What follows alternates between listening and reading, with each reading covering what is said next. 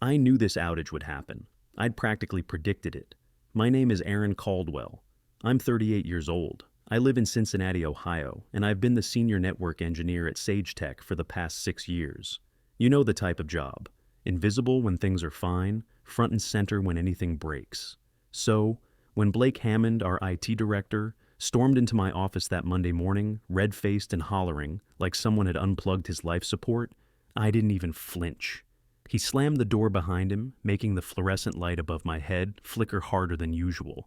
"Why the hell is the system down?" he barked. I stayed seated, sipping from a mug that said, "I void warranties." Fitting. "We lost the East cluster," I said calmly. "Exactly the way I told you we would." His jaw clenched. He looked like a boiled ham in a too-tight dress shirt. "Don't get smart with me, Aaron," he said. "This is a goddamn disaster." I raised an eyebrow. "You mean the disaster I warned you about 6 weeks ago? The one you called speculative panic and not mission critical?" He ignored that and started pacing. "Everything's down, customer portals, accounting, HR tools. I've got execs breathing down my neck and our clients losing their minds." I set the mug down slowly. "And yet, 2 weeks ago, when I requested funding for that cloud resiliency training, you slashed it, remember?" He froze mid-step. "You don't need that stuff," he had told me then, sitting in his glass-walled office like a king on a techless throne. "We can handle it internally. Budgets are tight." Now, here he was all but begging me to handle it internally, when the only guy on the team with proper cloud certification was, well, nobody. Hammond took a breath and pointed at me. "Fix it." I leaned back in my chair. "I'll do what I can. But without the training, I'm about 2 tools short of a proper response. And unless you've suddenly figured out how to make VMware and Azure play nice in a crisis, we're in for a long day." He stared at me like I'd slapped him. For a moment, I thought he was going to yell again. But instead, he dropped into the chair across from me, face in his hands. "I need this to go away," he muttered. I almost laughed. That was rich. The man who wouldn't sign off on $8,200 to train the guy who held this entire spaghetti-coated system together was now pleading for me to wave a magic wand. "Do you know what would have made this go away?" I said, letting me take that course. He didn't reply. So I stood up, grabbed my laptop, and started walking. "Where are you going?" he asked. "To try and keep the fire from spreading to the backup systems. But just so we're clear, Blake, you're the one who lit the match." And with that, I left him sitting there, finally understanding what it felt like to be powerless. Our office isn't really an office, it's a basement, literally. The IT department at Sage Tech is shoved into the bottom level of a converted warehouse downtown. No windows, just a row of flickering fluorescent lights that buzz like mosquitoes trapped in a soda can. The concrete floor is cracked down the middle, and the paint on the cinderblock walls is the exact shade of gray you'd expect to find in an abandoned fallout shelter. And we were the ones keeping the fallout from happening. My desk sits in the far corner, jammed between a pair of humming server towers and a rolling cart of spare parts that haven't been organized since Obama was president. Around me are what we lovingly call the Jenga stacks, columns of old hardware that we refuse to throw out because, hey, you never know when you might need a 2006 RAID controller or a tape drive the size of a lunchbox. The only decoration I allow myself is a small Yoda bobblehead perched on my monitor. It nods like it understands every time something breaks. The rest of the team isn't much better off. Diego, our junior sysadmin, has a workstation next to the patch panel, which means every time someone trips over a cable, he swears in 3 languages and dives under his desk like it's an air raid drill. He's 26, wired on Red Bull, and always about 2 seconds away from either brilliance or burnout.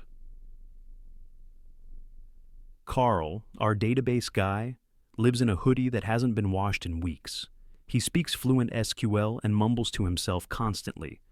I've yet to see him blink.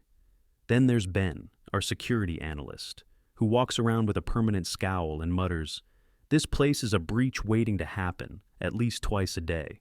He's not wrong. We've patched this place together with duct tape, chewing gum, and sheer stubbornness. The coffee machine near the firewall rack has a sticky note that says, "Do not open, leaks." It still works though. Kind of.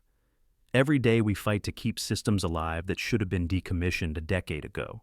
We run core business tools on servers labeled temporary do not use and maintain legacy scripts that haven't been updated since Y2K. When something breaks, we fix it. When something really breaks, we reboot it and pray. Last month, Carl printed a report showing disk failures on our oldest storage array, a slow, creeping decay that anyone with eyes could see. We submitted a request for upgrades. Hammond shot it down. Upgrades aren't in the budget, he said. Let's not cry wolf. Except the wolf wasn't just at the door. It had set up camp, built a fire, and started roasting marshmallows. We all knew the system was one bad day away from collapsing, and that day was coming fast.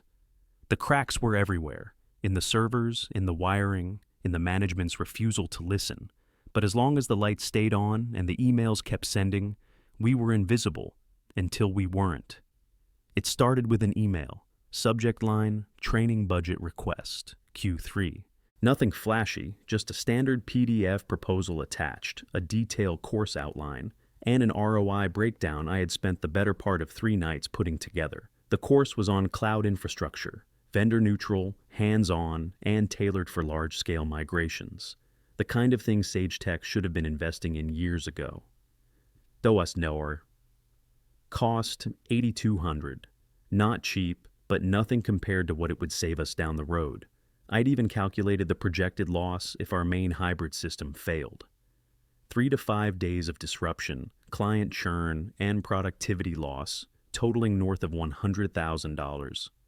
The training would pay for itself 10 times over in one outage prevention. I submitted the request on a Wednesday morning. By Friday, I hadn't heard a word. I followed up. No reply. A week later, I sent a gentle nudge. Still nothing. Then, finally, I got the meeting invite. Review training budget request, 2 p.m. Blake Hammond's office. The second I walked in, I knew how it was going to go. Hammond didn't even look up from his monitor at first. He kept typing for a few seconds, then waved toward the chair across from his desk. Morning, Aaron. Let's keep this quick. Sure. I sat. He clicked around his screen like he was opening files he'd barely skimmed. So, this cloud course thing. $8,000? 8,200, I said. It's a 4-week course, includes certification, labs, and vendor access. It's exactly what we need to modernize our hybrid systems. You saw the ROI sheet? I glanced, he said, waving a hand. Look, budgets are tight right now. Finance is watching every penny. You know how it is. I gave a slow nod. I do. But this isn't a nice to have. If we don't upskill on this stuff, we're just crossing our fingers every time those clusters hiccup. You've seen the alerts. We're one misconfigured container away from a full crash. Hammond leaned back in his chair and offered me the kind of smug corporate smile that makes your blood boil. Appreciate the passion, but we've got bigger priorities. This just isn't mission critical right now. I stared at him for a second, just absorbing the stupidity of what he'd said. Not mission critical, I repeated, like I was testing the words for cracks. Exactly, he said, as if that settled everything. Maybe next quarter. I stood slowly. Right. As I turned to leave, he added, Appreciate you understanding. Keep up the good work. I didn't say a word.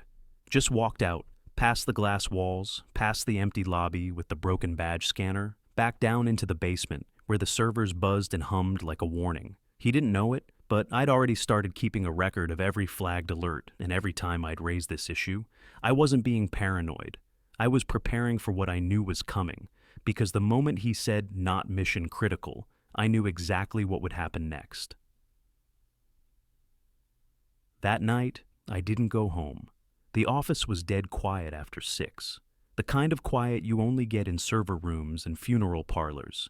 Everyone else had clocked out, but I stayed, alone under the hum of fluorescent lights and the never-ending whisper of fans and spinning drives. I wasn't working, not in the usual sense anyway. I was building a case. By the time the cleaning crew peeked in around 9, I already had a thick folder open on my desk. Incident reports, performance logs, flagged alerts, storage degradation warnings. All of it time-stamped, all of it ignored. I dug through Outlook, screenshotting email threads where I'd raised concerns about the cluster, the failing load balancer, the unpatched firmware on our storage switches, Every red flag that got waved away by Hammond or kicked down the road like it would magically fix itself. I printed everything.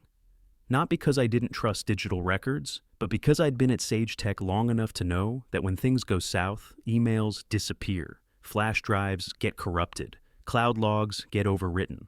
So I went old school. Printouts. Multiple copies. One went into a locked drawer under my desk. Another into an envelope that I left at home. A third went into my gym bag, just in case someone got clever. At one point, around 10, Diego wandered in, still wearing his hoodie and looking half asleep. "Dude," he said, blinking at the mess on my desk. "Are you preparing for war?" I looked up from my laptop. "Not war, just making sure I'm not the one holding the grenade when it goes off." He nodded slowly. "That bad, huh?" "It's always been this bad," I said. "Just nobody upstairs wants to admit it." He leaned against the rack behind me, arms crossed. "So, what's the move?" "Wait," I said. "Document? Cover my ass? Then when it blows, they can't say they didn't know." Diego let out a low whistle. "Remind me never to get on your bad side." I smirked, but it didn't last. I was tired. Tired of trying to fix a system that management refused to take seriously. Tired of watching execs throw buzzwords around while ignoring the fact that their infrastructure was held together by habit and expired warranties. When Diego left, I stayed another hour. Going over every log file, every outage alert that had been brushed aside with, "Just restart the node," I made notes. Dates. Names. I didn't have to wait long for the disaster to hit, but when it did, I wanted my paper trail ironclad, so airtight that even Blake Hammond, with all his finger-pointing and corporate doublespeak, couldn't weasel out of it. Because when the lights went red, I knew exactly who they were going to come for, and I was going to be ready. At 9:41 a.m. on a Tuesday, the monitors all lit up red. It started with a ping from the monitoring dashboard, just one red dot on the east cluster, then two. Then the whole map turned crimson, like a digital bloodbath. I stood up so fast my chair nearly tipped. "Carl!" I shouted. "Tell me that's a false positive." Carl looked up from his console, eyes wide. "Nope, it's real. Everything's dropping." Within 30 seconds, we were flying blind. Customer portals, down. Accounting, down. Internal comms, Toast, HR database, gone. Even the VPN gateway was throwing errors. Diego jumped up and ran to the back wall, flipping our physical kill switch for emergency power to isolate the cluster. It was a long shot, but it was all we had. Ben was already on the phone with security, shouting about firewall breaches and packet storms. He had that look, the one that said, "I told you this would happen," and he had. We all had. "Power cycle failed," Diego called out. "Cluster's not responding at all." "Try the failover," I said, even though I knew what was coming next. "Failover's stuck," Carl muttered. "It's looping, the load balancer's toast. Backend's not even seeing the heartbeat." The room was a mix of blue light, cursing, and frantic typing. I'd seen a lot in 6 years at Sage Tech, but I'd never seen everything die this fast. Not without a fire. Not without someone tripping over a power cord. And then came the flood. My phone started buzzing with alerts, then emails, then Teams messages. Then it all stopped. Even Teams was dead. The calls started coming next. First floor sales, then second floor finance, then the fourth floor exec suite. And somewhere in that chain of panic, Blake Hammond arrived. He burst into the basement like the building was on fire, face flushed, shirt soaked through the armpits. "What the hell is going on?" he shouted. "Why isn't this fixed?" I barely looked up. The cluster failed, both primary and failover. Load balancer's gone, cloud bridge is unreachable. "Then fix it," he barked. I turned slowly in my chair. I can't fix a system I wasn't trained to support. "What are you talking about?" I held up 3 fingers. 1, the cloud infrastructure course I asked for. That would have taught me how to handle this exact failure. 2, the legacy systems are incompatible with the hybrid tools you insisted we use without testing. And 3, the cluster. We've had 10 warnings about its stability in the last 6 months. All logged, all reported. He opened his mouth, but I didn't let him get a word in. "I have receipts, Blake. You want to see the emails?" He backed off for a second, breathing hard. Just get it back online." I turned to Diego. "Revert to isolated legacy nodes. Try to get the internal network running locally. Carl, spin up the last full backup. Hope to God it didn't get corrupted." Ben leaned in. "We're at least 10 hours from anything stable, and that's being generous." It wasn't just a crash, it was a collapse. The cloud sync had failed in both directions. Remote backups were out of date. The architecture, cobbled together with discounts and shortcuts, had finally cracked, and Hammond stood in the middle of it, watching his entire kingdom melt down. The outage shut down half the company. Phones stopped ringing, desks emptied. By lunch, every exec in the building had stopped pretending this wasn't a crisis. And me, I was trying to fix it with tools that were already obsolete 10 years ago, all while sitting on a mountain of proof that none of this had to happen. By hour 6, the office smelled like panic. The execs had started doing rounds in the hallway upstairs, pacing in and out of conference rooms like stressed-out stockbrokers. There was no internet, no email, no access to any internal system outside the emergency phone tree. The company was bleeding money by the minute, and no one had answers. Then, right on cue, Hammond came barreling into my office like a man running from a fire. He started himself. "Why isn't this fixed yet?" he shouted. I didn't even flinch. I was tired. My fingers were cramping from typing failover commands and digging through log dumps. The old Dell on my desk was wheezing like it wanted to give up too. I turned slowly in my chair. "Because, Blake, this is the exact failure I told you would happen." He blinked, caught off guard by the calm in my voice. "What are you talking about?" I reached for my phone, scrolled for a few seconds, and tapped the screen. "Here," I said, turning it toward him. "Email from me to you. Subject line, Cloud Infrastructure Training Request, dated 4 weeks ago." He glanced down.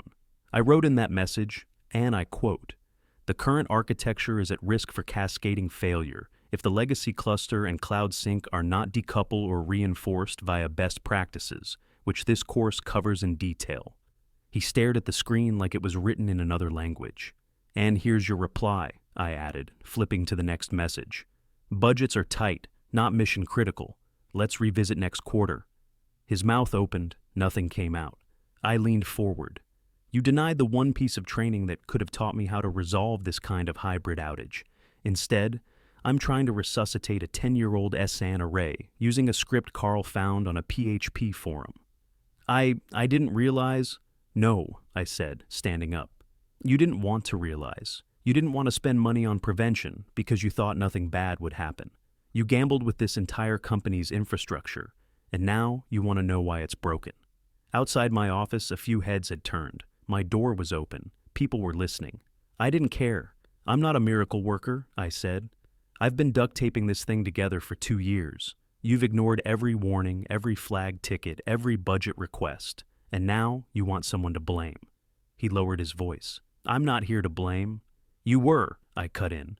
"But you can't because I have the logs, the emails, the meeting notes, and I promise you, if this ever comes down to finger pointing, I'm not going down with you." We locked eyes. His face was pale now.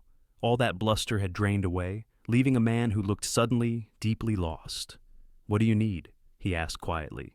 "Every training course I've submitted in the last year," I said. "Approved. No delays, no excuses. And you stay the hell out of my way until this is stable." He nodded. "Done."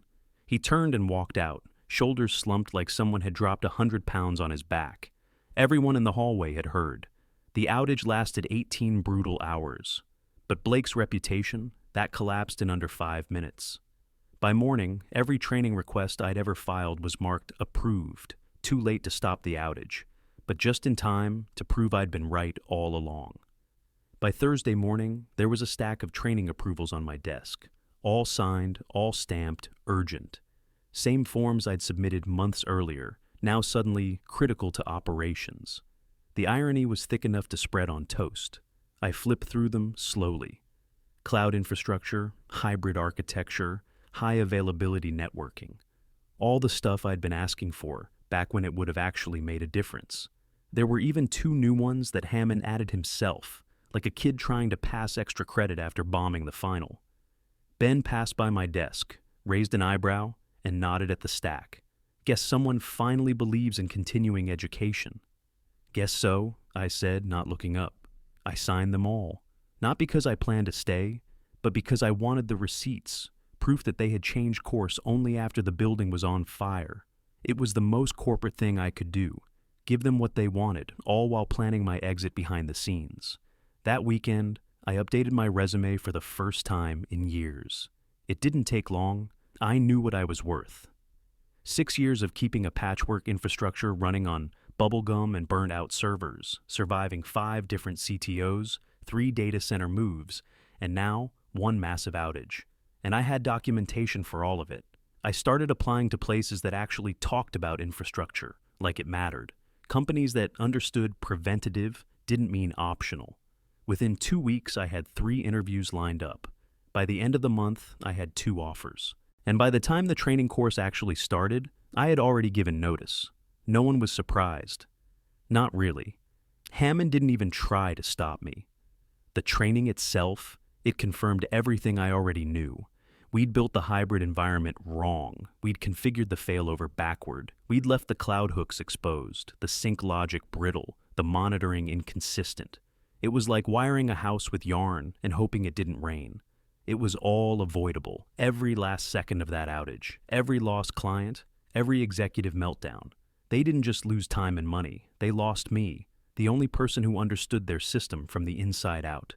And I was done playing the underpaid insurance policy. 3 months after the outage, I was gone. New job, new team, better pay, better tech, and a boss who actually reads budget requests before chucking them in the trash. Sage Tech carried on without me, sure, but they were walking a tightrope with no safety net, and I had a front row seat when it all happened again. My exit interview was short, not awkward, not dramatic, just short. Hammond sat behind his desk, that same glass box where he'd once dismissed my training request like it was a sales brochure. He looked thinner, paler, a little like a guy who hadn't slept well in months. "So," he said, forcing a smile, "I guess you're really leaving." "I am," I said, setting the signed HR forms on his desk. He tapped his pen once, twice, then leaned forward. "Off the record," he said, lowering his voice. "Why are you really quitting?" I didn't hesitate. "Because you only invest after it's too late." He blinked. "You approved my training after the outage. You upgraded systems after they failed. You responded to disaster instead of preventing it," I said. "That's not leadership. That's panic with a title." He sat back, quiet. "I don't want to work for someone who waits until the fire's already burning before asking where the extinguisher is," I added. "I need to be somewhere that values expertise before it becomes a headline." I stood up, offered my hand. He shook it, barely, and I walked out for the last time. My new job was night and day. Smaller company, leaner team, but smarter decisions. They scheduled quarterly training, ran regular infrastructure audits, treated IT like an investment, not an afterthought. I wasn't the invisible guy in the basement anymore. I was part of the strategy. 6 months after I left Sage Tech, I got a message from Diego.stagetech.com. Subject: "You're not going to believe this." I opened it during lunch. The email was short. "We had another outage, worse this time. Your replacement didn't know how to reboot the backup environment properly. Took almost 36 hours to recover. Hammond got ripped apart in the exec meeting. Thought you'd appreciate the irony." I leaned back in my chair and exhaled through my nose. It wasn't satisfaction. Not really. It was more like confirmation. Sage Tech had hired a junior admin to replace me. Someone cheaper, someone eager, someone who looked good on a resume, but had never touched half the legacy systems we still used. I'd warned them in my transition notes. I even offered to stay on part-time for a month. They declined, and now they were paying for it, again. I never replied to Diego's email. There was nothing left to say. I closed the laptop, finished my sandwich, and got back to work. Real work, with a team that understood the cost of getting it wrong before everything broke. Corporate short-sightedness always comes with a price. And Sage Tech, they never learned a damn thing.